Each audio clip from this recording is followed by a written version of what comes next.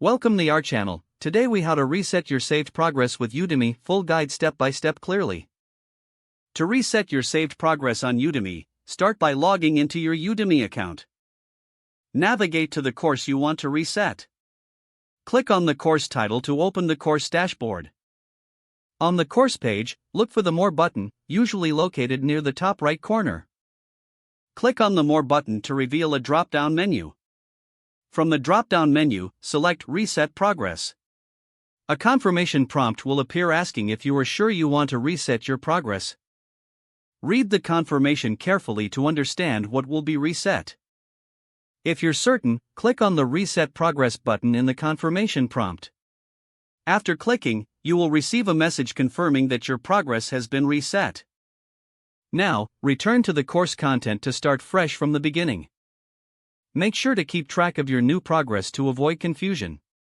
Repeat these steps for any other courses you want to reset in the future. If the page does not load, refresh the browser or try again in a private or incognito window. Make sure you are using the correct email address, then retype it carefully to avoid small typos. If your password is not accepted, use the reset option and create a new strong password you can remember. Check your spam folder for verification or security emails, then complete any requested confirmation steps. Enable two-factor authentication if available to improve account security and reduce unauthorized access risk. After signing in, review your profile details so your contact information and settings are accurate and current.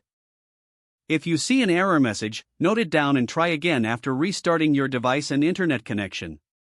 Log out when you finish, especially on shared devices, to keep your account and payment information secure. If the page does not load, refresh the browser or try again in a private or incognito window.